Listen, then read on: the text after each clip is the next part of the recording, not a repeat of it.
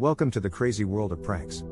In January 2023, Federal Reserve Chairman Jerome Powell received the call of two pranksters impersonating Ukrainian President Volodymyr Zelensky. The pranks were conducted by two Russian comedians, Vladimir Kuznetsov and Alexei Stolyarov, who used the stage names Vovan and Lexus. The Federal Reserve confirmed that the call took place, saying that Chair Powell participated in a conversation in January with someone who misrepresented himself as the Ukrainian president. It was a friendly conversation and took place in a context of our standing in support of the Ukrainian people in this challenging time. No sensitive or confidential information was discussed. Vovan and Lexus are well-known allies of Vladimir Putin who have played hoaxes on dozens of government officials and public figures around the world. Their pranks have become increasingly serious and even more dangerous since the February 2022 Russian invasion of Ukraine.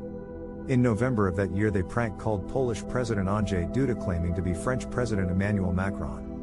In January 2023 they tricked then German Chancellor Angela Merkel into thinking she was talking to a former Ukrainian president, and then in March, controversially, tricked ECB President Christine Lagarde into believing she was speaking to Zelensky. It's obvious why the call to Fed Chairman Jerome Powell is so concerning. The two comedians were not only able to impersonate a world leader to powerful federal officials, but were even able to speak directly with the chairman of the Federal Reserve without being caught. The fact that these two comedians have been able to pull these off again and again brings to light some serious questions about security protocols.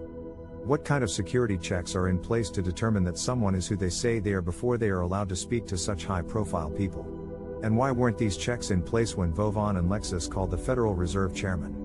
It's important to understand the implications of these phone calls, as they've become more than just a source of embarrassment for the prank victims.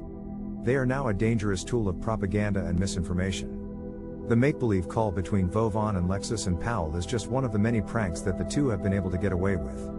While we may never know the answer as to why they were able to get through in this particular case, we should take this as a warning that security protocols in the US and elsewhere need to be strengthened.